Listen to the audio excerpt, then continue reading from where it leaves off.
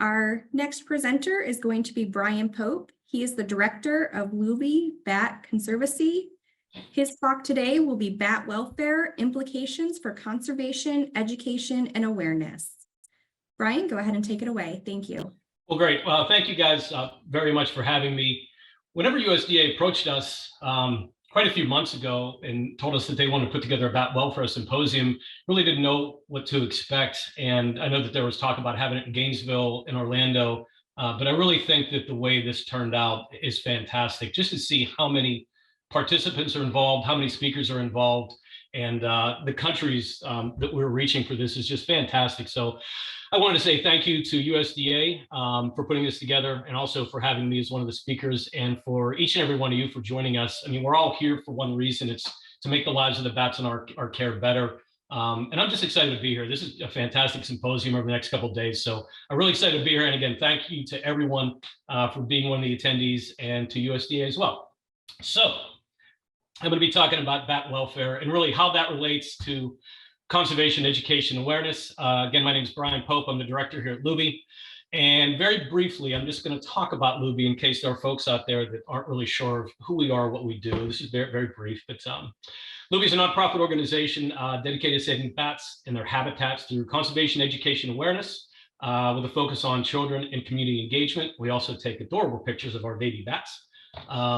We house one of the largest and most diverse collection of bats in the world. So right now we have over 150 bats from 9 species. We are one of the leaders. I've been doing it a long time in bat husbandry, welfare, breeding, medical management.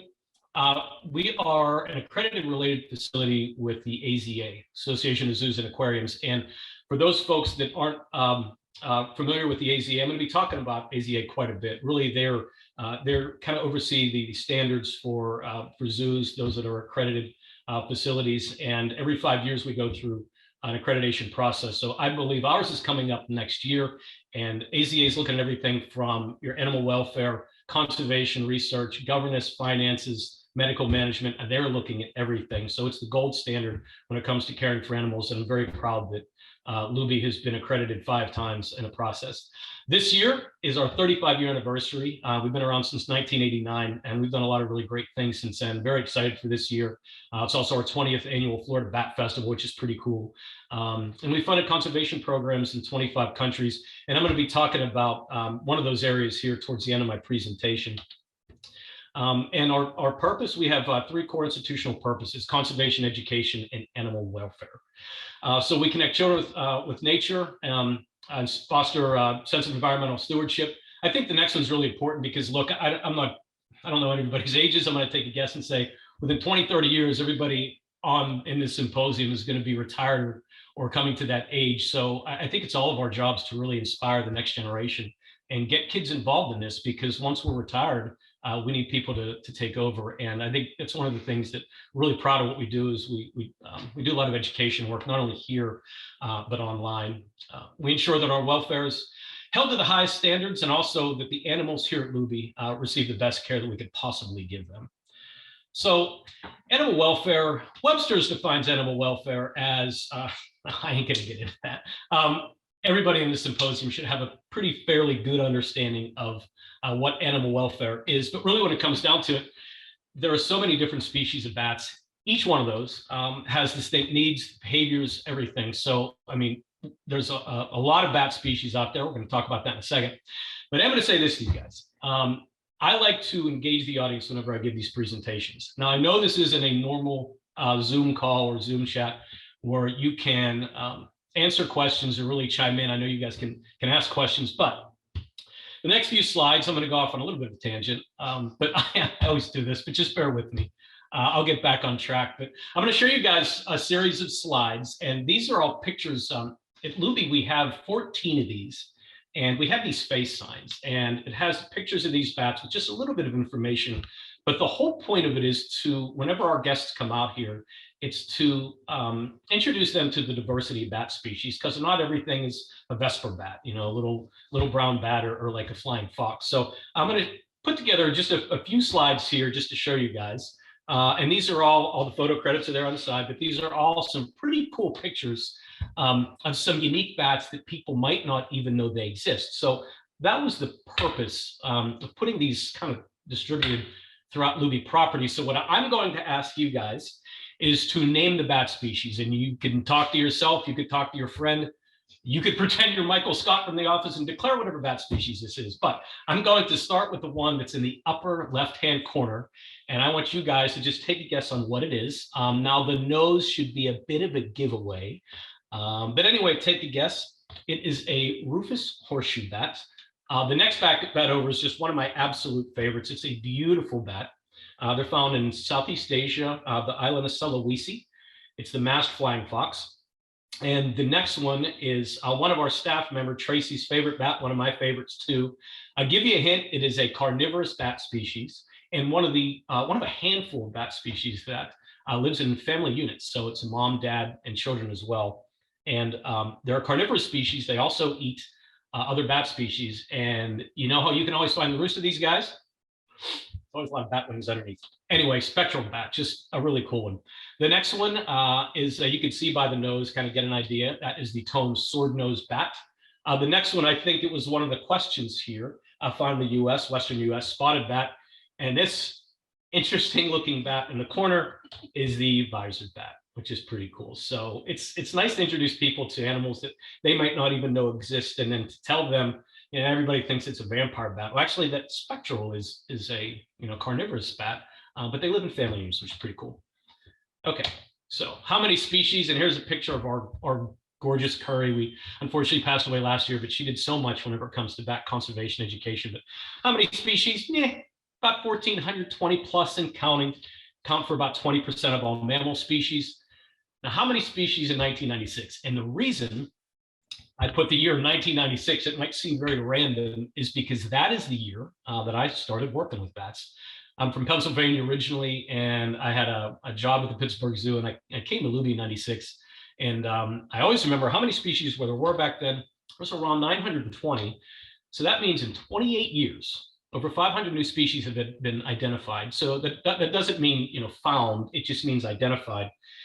So you have some, it's the reclassification. So here in Florida, we have the Florida bonneted bat. The thought was it was a subspecies of another bat, but no, it's a distinct species.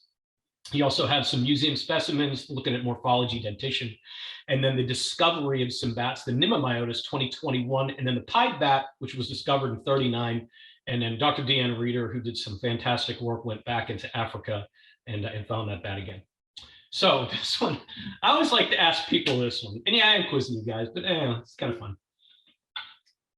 What are bats most closely related to? Okay, here are 4 choices. Primates, horses, bear with me here. Mice, rodents, or cats. Take a guess. Actually, horses. So if we look at the species out here, so we have our tree of mammals. You can see bats kind of over on the right-hand side, and just north of them, you have your parasidactyls. So you have your rhinos, tapirs of horses. Just above those guys, you have your felids. If you can see my cursor, by the way, there's full of data. What are those? Pangolins, which is pretty neat. So they're in there as well. So all the way over to the left, we have our rodents, our mice, and then we have our humans here. Now I'm going to get back on track. So let's start talking about bats in zoos, sanctuaries, and rehab facilities. So I am, for those that don't know, I am the chair of the AZA Bat Taxon Advisory Group. And every 5 years, excuse me, we have to do a regional collection plan. So what we're doing is we're looking at all the species that are in AZA and non-AZA zoos, and we get a pretty good idea how many there are. So when we did the last one in 2021, we found that there are 21 species in, again, AZA zoos and non-AZA zoos. By the way, that went down in a pretty short amount of time from 28 species. So if you take into account natives that are here in sanctuaries and rehab facilities, we're looking at maybe about 25 to 30 total species. So here's some of the numbers from 2021 of the total bat species. And you look at the bottom, you can see the numbers. So the columns on the left, you can see it. It says sex ratios of the species, specimens currently in collections. And by the way, for those that might not know, it says the example given 1.1.2 in zoo speak, that means 1 male, 1 female, 2 unknowns. Okay. So if you look at that column, that's what's currently in collections. You looked at the one on the right, that's what they plan on having in 5 years. So there's two that I wanted to point out here. One are the big brown bats. So in all those zoos, and there's hundreds that we looked at, only 8 males and 4 females were in there. And I can tell you those 8 males were at Lubee. So there really weren't a bunch. But if you look at what facilities want in 5 years, you're going from 12 to 94. So there's an interest in having more native bats, because there's just not, again, take out the sanctuaries that have them, or the rehab facilities, just focusing on zoos. It's a pretty kind of interesting number that they want more of those. But if we look at our Corolla, the Ceiba short-tailed bat, you're looking at, again, this is 2021, close to 8,700 bats, and they want that reduced by over 2,400 bats. So they want the number of those bats reduced, which is kind of a trend that we're seeing across zoos, and I'll be talking about that here in a bit. But let's get back on track with welfare. But providing the species in our that we have in our facilities with appropriate care to ensure the possible level of well-being is essential to their physical and mental health. And one of the best things we could do when we're looking at our bat species is they're all different. They all have individual needs, but learn about their natural history. And I remember I worked at Disney's Animal Kingdom. That was a wonderful place. I thoroughly enjoyed my time. I was there for a little under 9 years. And I was on the Oasis team. And one of the things they had us do was go back to the animal's natural history. I've never forgotten that. It's been a long time, but go back to their natural history, each one of the species. Things like where do they live, what do they eat, what are their habits. So I'm going to talk about 3 species that we have here at Lubee. And even though they're all Pteropus species, they fall under flying foxes, they're all different. So I'm going to start with our Pumalus, Pteropus pumalus, our little golden male flying foxes. Not a lot of places have them anymore. I think it's just us, Lubee, and Henry Dorley Zoo, I believe. So these guys are kind of small, kind of cute little bats, but they're different than the other flying fox species. So they hide really, really well. They hide so well, in fact, that in the early 20th century, they thought their numbers were plummeting, that this was a critically endangered species. But it comes to find out that they just hide really well. They're not a very solitary, they're not a very social species. The males can be territorial. So at Lubee, we have 1,100 square foot enclosures, all outdoors. And we can have in those enclosures, based on space requirements, which I'm going to talk about here in a bit, because I know that was one of the questions, how many bats can you have in an enclosure? But let's say, okay, so if we talk about that 1,100 square foot enclosure, we can have about 10, 11 of the Malayan flying foxes, the largest species in the world. I call them vamps, vampires.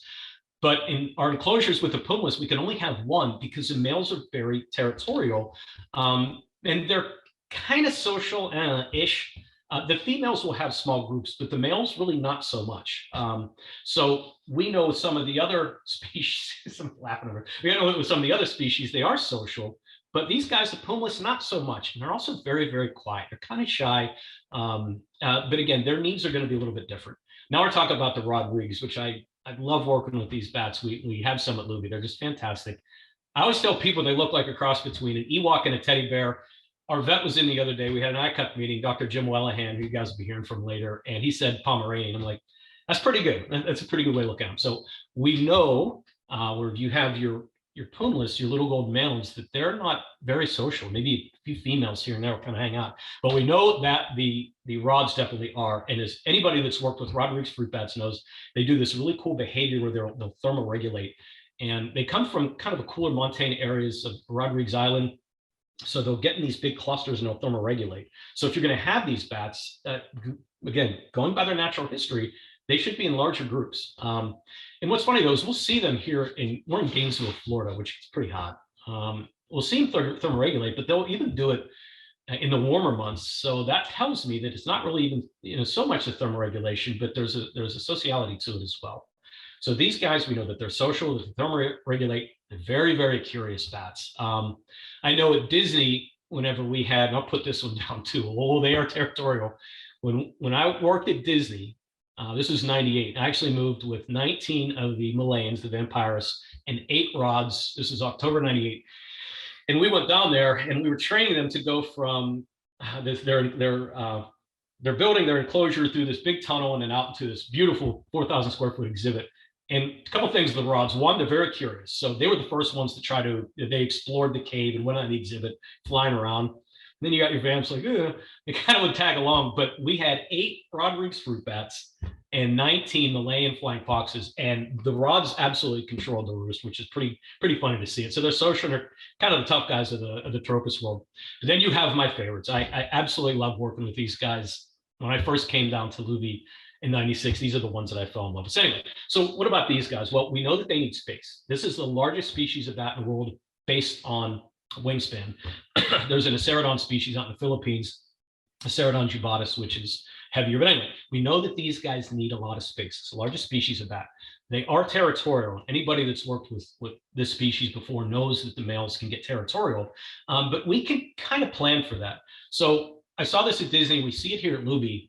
At Disney, it was so specific. We had a group of males, and we knew that, and this was, again, years and years ago, it might have changed, but between August 15th and 18th of every year, you could almost pinpoint it that these guys would just start this territorial vocalizations. And it was incredible how we would have bats kind of low on the totem pole. I remember one bat named Lancelot, and he would be kind of like on the lower rung, but man, he would be the first to have just these vocalizations and defending his territory. So we know that they're territorial, especially during breeding season.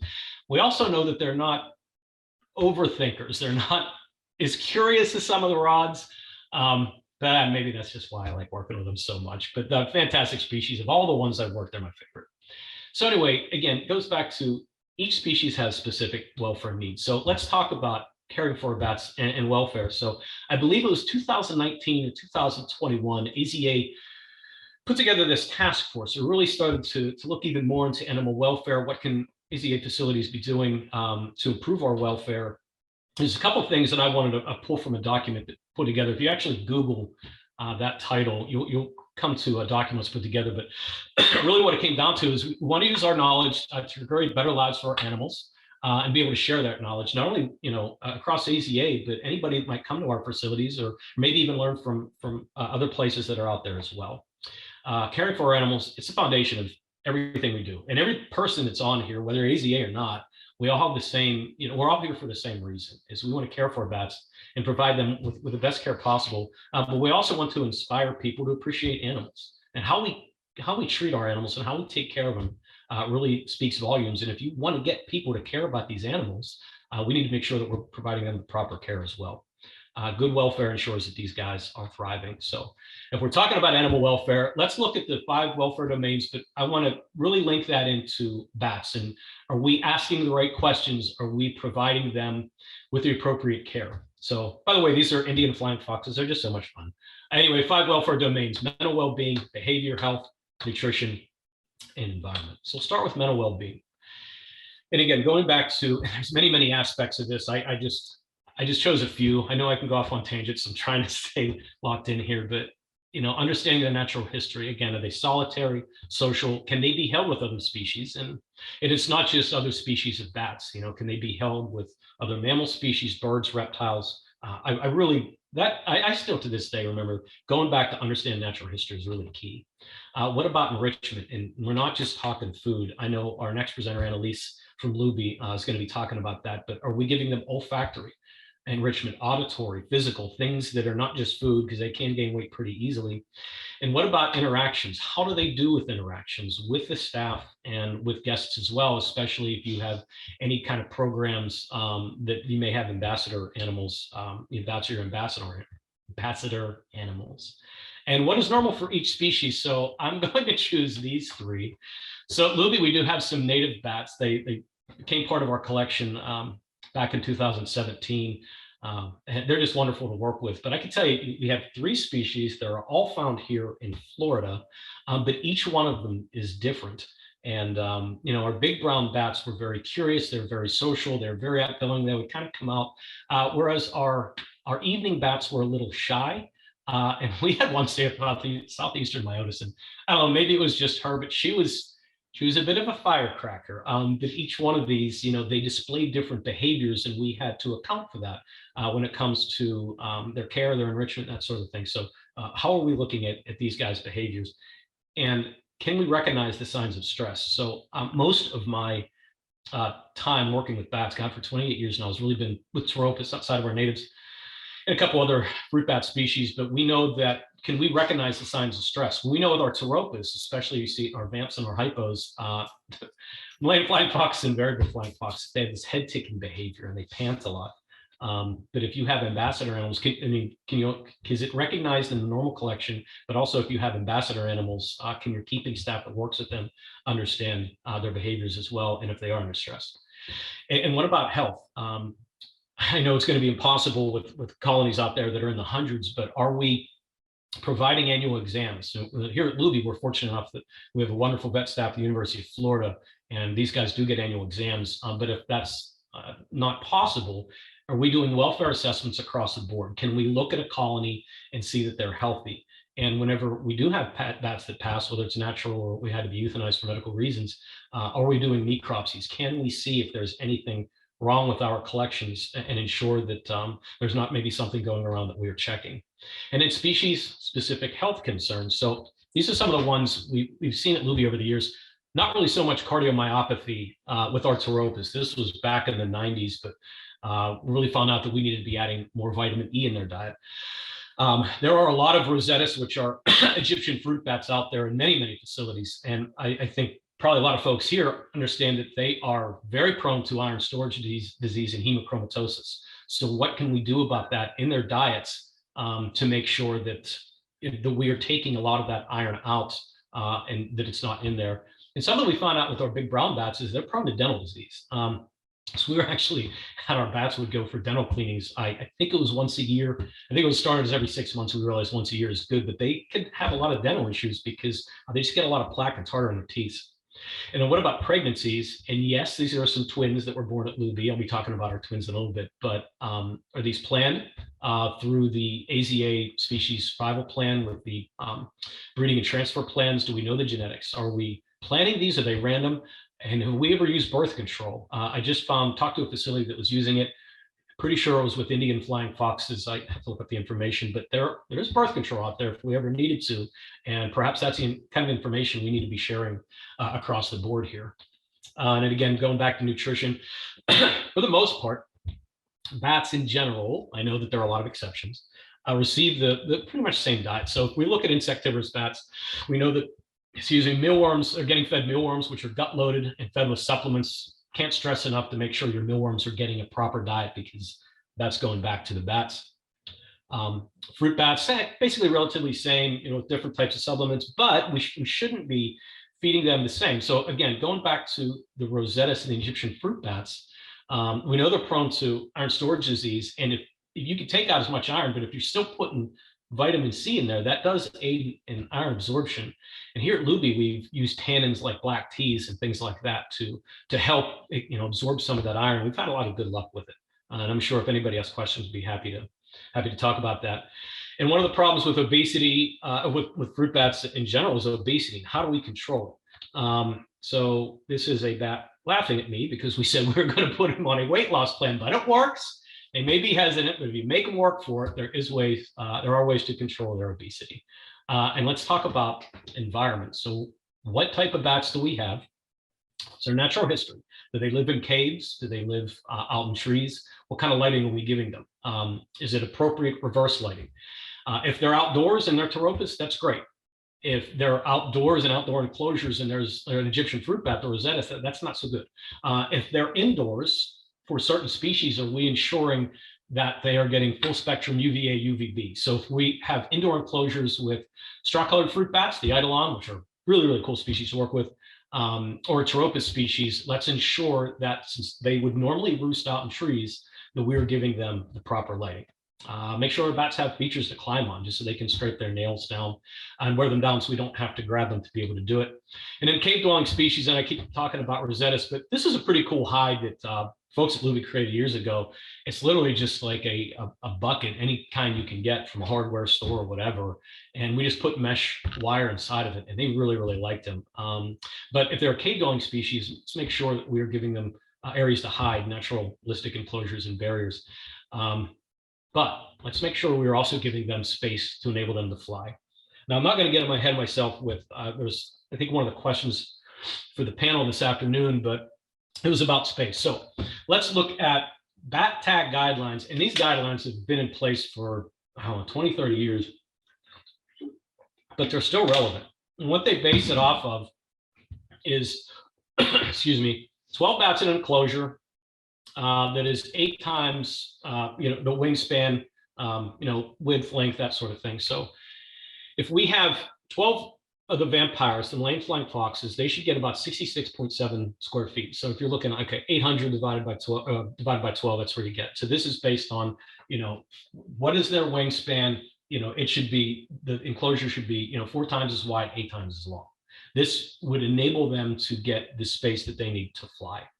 So let's look at the Jamaicans, the Artivius, and I put these in there because I know there are a lot of them. They're a little bit bigger than the Corollia. So wonderful photos by Joel Sartorian here as well. He came to Lubee and took some really cool pictures.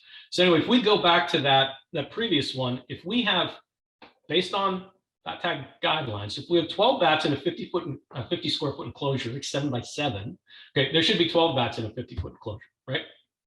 So if we double that, we should have 24 bats in a 10 by 10 area. Unfortunately, we know that that's not always the case. And there are places out there where it's just, we have these bats, uncontrolled breeding. And that's why I'm kind of glad everybody's here so we can talk about welfare. What can we do in enclosures where bats are a little crowded? But, there are ways that we can get around that, that we can talk about potentially, finding new homes for these bats. And that's something I'll address here in a bit. But if we go by the tag guidelines, and there should only be about 24 bats in a 100 square foot enclosure. And I know that sometimes that's difficult, but we're just going off the guidelines, and that's what it says. So as leaders and caregivers, it is our responsibility to make sure that we are continually, assessing and improving the welfare of our bats, looking at the 5 domains. And one of the big things we can do whenever it comes to our bats is collection planning. What do we want to have? What do we have now? What do we see in our future? Again, going back to Lubee's, what are we going to, or whenever we do the regional collection plan, what do we have in 5 years? And what I'm seeing is Bat Tag Chair, just based on the regional collection plans, is across the board. You look at 2021 and 2015 plans, fewer zoos want bats, and specifically, it's the large bats that are there. And I've had a lot of people ask, where do the unwanted bats go? So the vast majority, and I'm talking well over, like 90, 98, 99%, that vast majority stay with the zoos. And again, this is AZA, non-AZA zoos, or they go to very reputable facilities and sanctuaries out there. But in years past, there have been instances when the bats have ended up in pet trade. These are bats from zoos, research facilities, and there's even been rumors of large calls. I can't verify that. These are some of the things that I've heard. So I did want to bring up one instance where there was an issue where in 2018, there was a facility in Michigan that closed very abruptly, and many bats had to be moved. And really what it came down to is we got to provide for the welfare of these bats. I mean, they were, the facility they were at was taking care of them, but it just, things happened. They closed very abruptly, and there are a lot of bats. And what I wanted to say from a bat perspective, it was very nice. And this happened very, very quickly. So Lubee, Jacksonville, Detroit, Batwood Sanctuary, and if there's others on here that are part of this symposium that I didn't mention you, I'm sorry, but it was I just forgot. But it was really cool to see all these facilities come together to provide for these bats. So I want to thank everybody. But this is just an example that there are bats out there, and sometimes places close, whether it's this type of facility or whatever, but there is a need to house bats. And I can tell you that right now, probably by the year's end, we are going to be acquiring 90 bats from 5 species, including flying foxes, for various reasons that we were going to be acquiring. Now, if you remember to one of the earlier slides that I sent, we have 150. So, we want to be able to provide for some of these bats. But again, there are issues with bats in facilities. And the question is, why is it decreased? So what I hear it comes down to is, I've heard space, I've heard costs, heard not big charismatic. We just kind of want to move on, but maybe it's just down to welfare needs to make sure that we are providing the appropriate information to places that have these bats to make sure that they have what they need to properly take care of them. So if I say this, so if you're able in your collection plan to keep your bats, it's great. If not, please contact me. contact bat tag. SSP coordinators are people that, again, work with a bat tag that are in charge of a certain number of species. Talk to your local zoos. There are great sanctuaries out there to ensure the long-term care facilities. But if there are places out there that have some bats and they're not really sure what to do them, one of the main things I want to talk about during the symposium is please contact me or some other places, and we'll see if we can help you out. But if you can keep them, that would be great. Really, what it comes down to is how we exhibit and care for our bats is essential to their well-being. But I mentioned this earlier, it really speaks volume to our guests about how we really perceive the bats in our care. These two bats, by the way, were twins that were born here at Lubee a few years ago. Their names are Frick and Frack, and it was planned breeding. So we knew the genetics. We put together a breeding group, and I can't remember their mother's name, but we knew she had twins because whenever we put together breeding groups, our vets from UVF come out and do the scans and everything. So if anybody ever has twins, by the way, I strongly recommend giving calcium supplements to the mother and supplemental feeding her. And we had no issues with the moms and pups. Pretty cool. I was really hoping the way it came out, it would have been a male and a female, so we could really easily tell them apart. They're both males, but luckily one was kind of like that reddish orange color, and the other one's dark. But anyway, it really comes down to how are we caring for bats, because the guests see that, and how we're showcasing the bats speaks volumes. Exhibiting bats in appropriate closure that allows them to fly and have naturalistic behaviors, it does have a dramatic impact. And what I'll say is this: so bats are peculiar, unique. You can fill in your own adjective. Aliens. This is a local artist of ours who drew this up. I just thought it was cute as hell. But bats are definitely unique. But it does offer wonderful opportunities for education and awareness. And if any of you guys have a training program and you are not teaching your bats to read Stella Luna, then I question why you're even here. But anyway, this is a wonderful picture we took years ago. By the way, I did want to point out that the book is in the right direction. But anyway, prioritizing bat welfare. It is essential for positive attitudes about bats and really promoting, education, awareness, and really their conservation. I remember just having conversations about bats because, again, people still really don't understand that much about them. And I remember being at Disney, and we'd go into this huge exhibit, and we would do training sessions with the bats, and we'd talk about them. And I remember telling people that the diet that we feed these bats is the same stuff that they're getting in all the restaurants across property wide. And it was kind of shocking to them to hear that, okay, so these are fruit bats, they eat the fruit that I'm eating as well. And we would talk about what it took to take care of them, their individual personalities. And I work with two bats in particular. You're always gonna have favorites. So when I was at Disney, I had a few. Two of them were Lefty and Saturn. And it was really cool that not only myself, the whole team that I was on, we had these bats trained to come down and had a dowel rod with like a plastic ball on the end of it, put it up, got to kind of wake them up. But they'd be up high, and they'd fly down next to you. And it's things like that that really get people to see that, okay, these animals aren't as scary. So this is what it's like to take care of them. These are the behaviors, personalities. So if you have an opportunity to speak with your guests about bats and put together any kind of education program, I strongly advise it. There's actually in the bottom right-hand corner, there's a picture of our bats painting. It's a pretty cool contraption that one of our keepers came up with years ago. It's just cool. Right above that, by the way, is a great picture of a Malay and a vampires being born. And again, when it comes to education, awareness, misconceptions, we know they're out there. So any kind of program would be good. During COVID, it was not good. It was difficult to be a bat conservation organization, and the horrific things that were being done to bats because they're being blamed for COVID was pretty bad. We even heard that there was a story that somebody wanted to burn Lubee down, and because we caused COVID, I don't know, something stupid. But anyway, I implore you, if you have education programs, the opportunity to have with bats, that'd be great. I mean, bats are still a tough sell. And I would say, if we were the Lubee Panda Conservancy, maybe it'd be easier to educate people. But I'm going to say I'm a little biased with the animals that we're working with. But when it comes down to it, the impact of a good marketing plan, we're talking about our bats and their welfare can have wide-ranging implications. Keep looking. I'm just looking at my time to make sure that I'm on par. So we'll talk about marketing plans real quick and using bats. So if there's anyone on here that knows me personally, I don't really have a large social media presence. But years ago, before we got the right people into the social media, I would post, I would be the one to put the majority of our posts out there. And I always thought, you know what, Lubee's been doing a lot of conservation work over the years, and let's talk to these people about how we're saving these animals. What are we doing to, we're saving species from extinction. We're creating jobs. I mean, we've done everything from help to protect forests to empowering women's groups to building schools. I've done a lot of really cool things over the years. So I put a post out there and I'd get like 8 to 10 likes. And I'm like, what am I doing wrong here?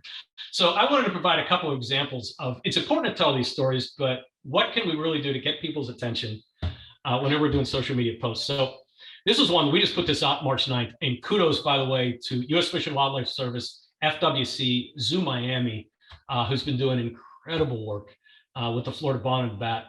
This came out March 9th. So if you look at the bottom here, there's somebody named Annalise Williams there, and then 55 other people. Sorry, so we got 56 likes out of it, okay? This was February 8th. So we are doing a lot of work in the Pacific, specifically Solomon Islands, which I'm gonna be talking to you guys about in a bit. So we got, what do we have, 56 likes on the one about the Florida bonneted bat, which is really cool, by the way. It's a hell of a post. I'm really, to see the work that's being done by these agencies, and Zoo Miami is great.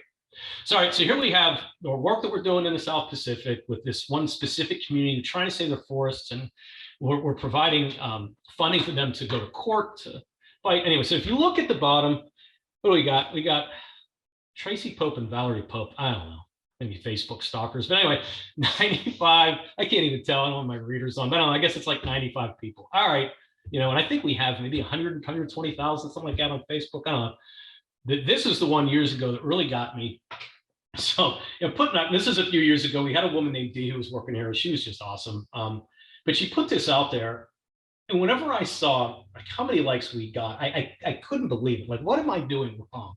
So it's important to put stuff out there about the conservation work you're doing in the bats. But things like this, they get shared, and people are like, okay, what are you talking about when it comes to bats? And now we come to this. So here we go. We had a woman working here, Megan Ingson. She was great. She really knew how to work social media. So this came out December 18th of 2022. It's an 8-second video. And if you want to turn your microphone up, hopefully you can hear him. At the end, he makes some squeaks, blah, blah, blah. Okay, let me clicker here. Oh, God, darn it. So anyway, let me get on here. See if you can hear it.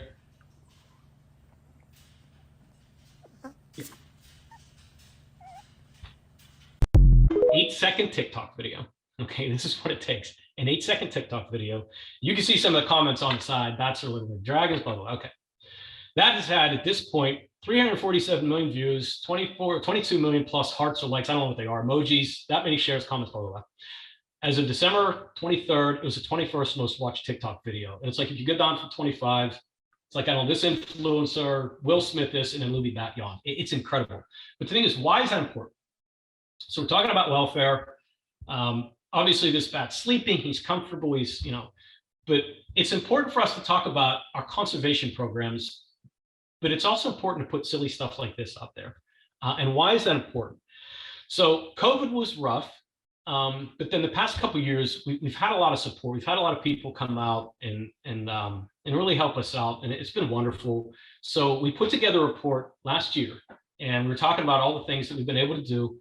And one of those is we've been able to expand our social media. So part of the report that we came out, I thought it was important to put this stuff out there. So we're able to reach millions of people every day. And that's what's really making a difference. To showcase your bats, to show that they're happy, they're healthy, that we care about their welfare, that we're doing the right things. Comments like this are what make a difference. Used to be scared of bats, now I'm in love. Thank you for being my happy place. Used to seem as disgusting, gross, now I've feelings of tenderness for them, whatever the hell it takes. This is important. And I'm really proud of the social media that Lubee's doing. But if you guys have a chance to use bats in your education programs and your social media, I absolutely, it's a wonderful opportunity to talk about these animals that are so maligned and to talk about what it takes to take care of them. What are their personalities like? And it just makes a huge, huge difference. So with the last thing I was going to talk about is conservation work and how animal welfare ties into that. So really, conservation efforts that aim to protect and preserve bats and their habitats, it's going to involve welfare with the individual animals that are involved. We need to understand the welfare needs of these bats for conservation purposes, especially if we're going to be, bringing bats into captivity if it is needed. So conservation strategies that prioritize animal welfare, they benefit the individual bats, but this also goes into the population, the ecosystems that depend on these bats. But we also really need to take into account the ethical considerations regarding welfare. Again, both animals that are here and that would be in captivity if needed to be brought in, but also the bats that are out in the wild. So I'm going to go back to AZA again, just because there's got a lot of great resources. They have a program called SAFE, which is Saving Animals from Extinction. And it's really AZA member organizations and others working together to save them. So right now, if I'm correct, about 41 species, and it's inverts, fish, everything. So they have a document. It's animal welfare consideration for field conservation projects. And so really what they're looking for, the implications towards research that might disrupt groups, if we need to bring in animals to rescue them, assurance populations, and what about if we're going to be doing introductions. So if you look at each one of these again, so research, how's it going to disrupt the individuals? What if we need to do immobilizations on these animals? If they're anesthetized, we're doing physical exams. What have we learned about the bats that are in our facilities, and how can we translate that information into the bats that are out in the wild? If we need to rescue or bring in assurance populations, is intervention necessary? Do we need to do this? Like last resort, where are we going to put them? What are facilities? What husbandry practices, what best practices are we going to be using? And do we even know anything about them and their behaviors? And then whenever we do reintroductions, let's make sure that we're preparing it the right way. So I'm going to look at that right there, because I kind of there's something real world that's in discussion right now, but I thought this would be a really good example to talk to people about, because this is something we were considering. Okay, so we have been heavily involved with monkey face bats since 2014. And if you don't know anything about them, which that's okay, I mean, there's not really a lot known about them. There are 5 endemic species found in the Solomon Islands. Although, so not to get too technical, there's also another island. You got Solomon Islands, then you got another one called Bougainville, which is kind of geographically part of the Solomons, but it's an autonomous region of Papua New Guinea. Okay, so 5 species of monkey face bats that are endemic to this area. We've been funding projects since 2014, and I've been fascinated with these bats ever since I first heard about them, like 96, 97. Lubee's director at the time had mentioned these bats, and I did a lot of research to try to find out about them. I just thought they were fascinating, but there really wasn't a lot known about them. There was some fantastic work by some researchers, Dr. Diana Fisher out of University of Queensland, and then Dr. Tyrone Lavery. So I was in touch with Dr. Lavery and Dr. Fisher, kind of I told them that Lubee's interests, which we have very strong interest in the Pacific region. Anyway, so we've been funding projects, and we were part of some other projects. And what was pretty neat, I'm very proud of, is this new Georgia monkey face bat was seen for the first time in 25 years, because some of the research, trust me, we were just providing funding. The real people were the community members, and the researchers are out there doing this work. The Guadalcanal monkey face bat seen for the first time in 3 years. And then right now we have projects in Bougainville, and we have some other projects right now. Bougainville focused on a Bougainville monkey face bat and the greater, but you have these other 2 ones down here. So the greater hasn't been even seen since 1968. And then you have the Montaigne since 1990, if all my information is correct. So we've got, right now we're funding projects in where the new Georgia monkey face bats found. Really, we're funding, we funded some field work out there years ago, but right now we're funding this one community. It's called Zara Village on the island of Vangunu, and we're funding them to basically go to court to fight for their rights to save these forests, which is not just about the bats, it's about the other animals that live there, but it's also really about the communities and helping them out.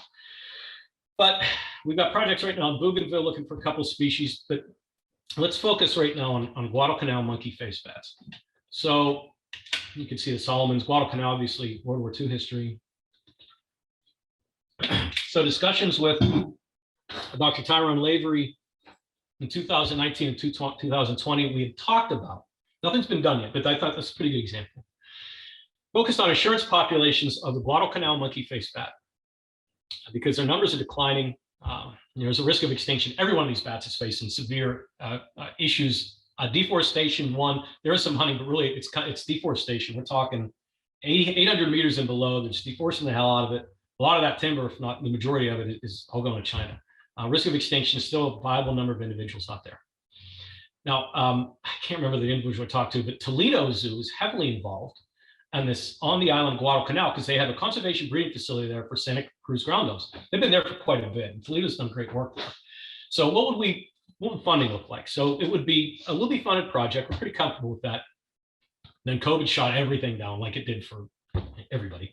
But COVID derailed the plans. But I talked to Dr. Lavery last year, and discussions are ongoing, and we need to have another discussion soon. So let's look at the animal welfare considerations with regards to conservation and taking into account the 5 domains. So we're talking about our bats in captivity. Let's put that to real world.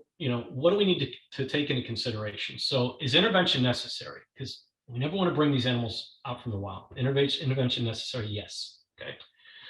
What about the facility? Where are they going to go? What about trained staff? So the idea is we would build a facility there. We know that they had room available where they had the Santa Cruz ground doves. So we would build this protected area utilizing as much natural landscape as possible, putting up some escape, predator-proof mesh, and the staff would be trained by experts from the United States.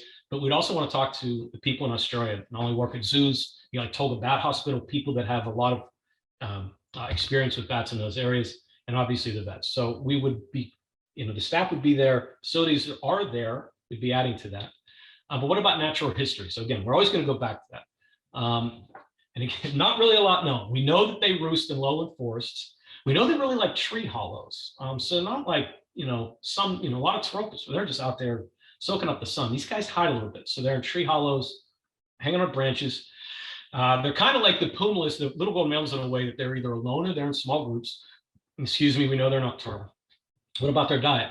This is an interesting one. So we know they're frugivorous, but, different genus. So these are Pterodopex genus. They're different than the Pteropus.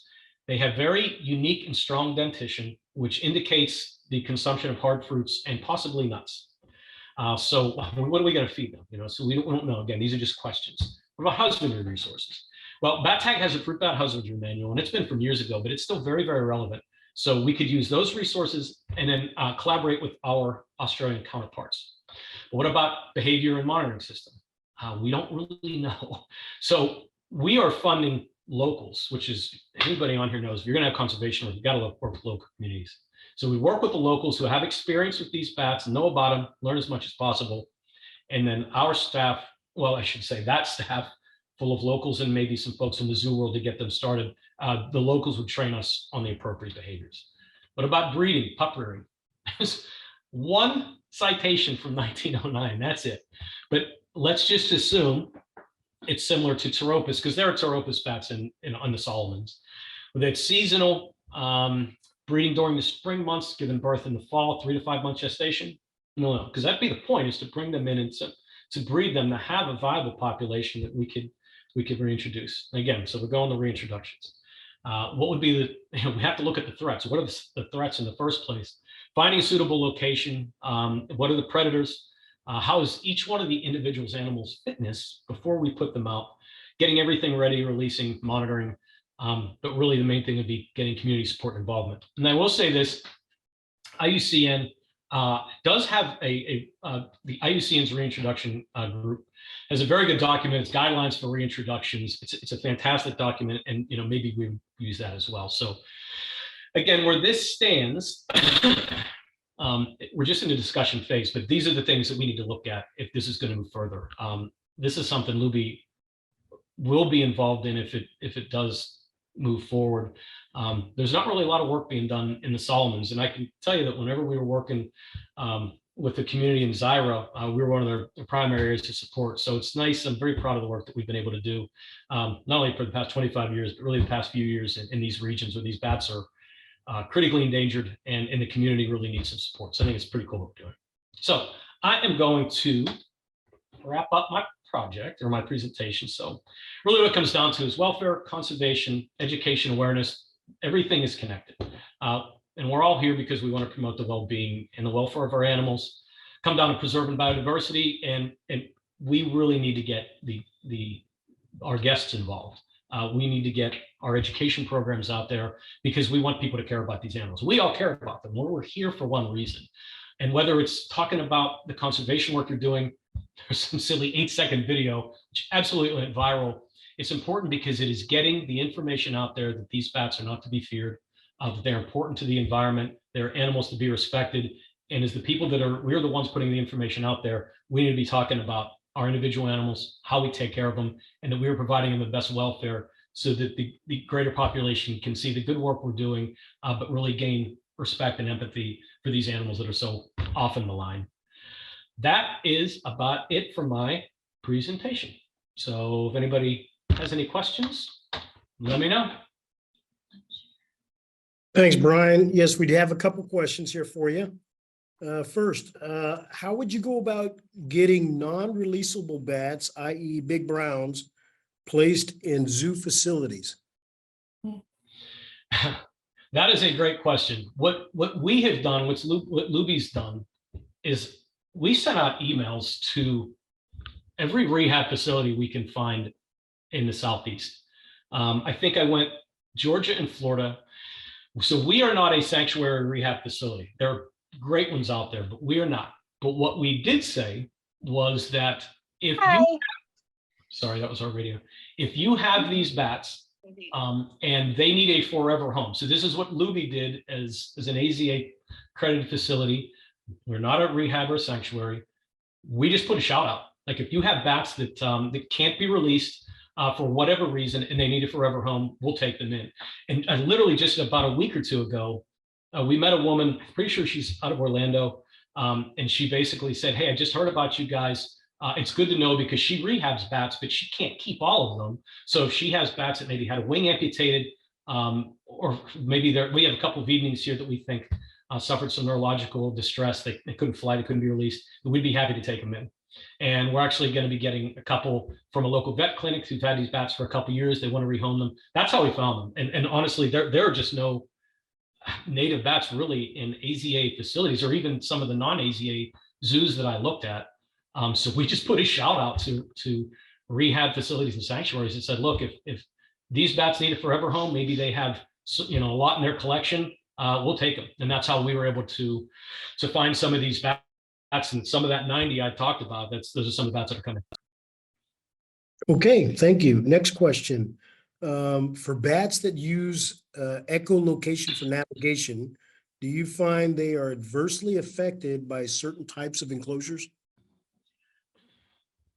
I don't have a lot of experience with natives, so I wouldn't think that a glass enclosure would be good, but I can say that we use mesh enclosures and our bats have never sounded or never seemed disoriented. And we have this, we have a device. It's pretty cool if anybody has, it's called an echo meter. Plug it in your phone, get an app and everything. You can go outside and you can listen to the echolocation calls. And the technology with the echo meter has gotten really, really good. So it's pretty precise, pretty good about IDing individual species. But we would put that on our big brown bats because it was just cool for education purposes. And they would echolocate like normal, whether they're in the enclosure or outside of the enclosure. I don't know. I wouldn't think glass would be good. We've had good luck with our natives who, again, these guys were all non-releasable. They all had issues. And we've had good luck with mesh enclosures. Doesn't seem to disorient them, bother them in any way. We've never put them in glass enclosures. The mesh seems to work well. Okay, thank you. Next question. What is recommended as the best diet for gut-loading mealworms for insectivorous bats? I will let the staff answer that because we give them bran, kale. I have somebody over here saying, I just want to make sure I do this right. I don't work with it too much, but Annalise would be good. Also, Tracy Pope, who works here. Tracy would answer the question, but we feed them bran, kale, apples, sweet potato, carrots, things like that. But unfortunately, I can't give the best answer on that. We have other staff members that can answer that, though, that could definitely help out. Okay, thank you. And I think this question probably leads into that, but what vitamin supplements do you add to mealworms for big brown bats? We have a calcium supplement and then a spray that, again, I'm going to defer to the Lubee staff who works with them more than I do, and they would be able to provide the best information. What do you say? Vitamin, minerals, calcium carbonate. Vitamin, mineral, calcium carbonate. Again, email me or the staff, which will have the information. They can provide the best answer. I tell you all about fruit bats, the fruit bat supplement, but they work with the natives more than me. They can give you a better answer. Okay, thank you. Is there any list of species available that require UVA, UVB in captivity? Pteropus and Eidolon. So your flying foxes and your straw-colored fruit bats, because those are the ones that, again, let's go back to the natural history. These bats roost out in trees. These are the bats that are going to be out in the sunlight. So go back to the natural history. Where do they roost? And it's going to be your straw-coloreds, genus Eidolon, and your Pteropus as well. So it wouldn't be the Rosettas, because these guys really don't see the light of day, the Egyptian fruit bats. They're going to be in caves, tombs, things like that. But the bats that roost out in trees, that are out sunning themselves, those are the bats that, if they're in indoor enclosures, should be getting full spectrum UVA, UVB. Okay, thank you, Brian.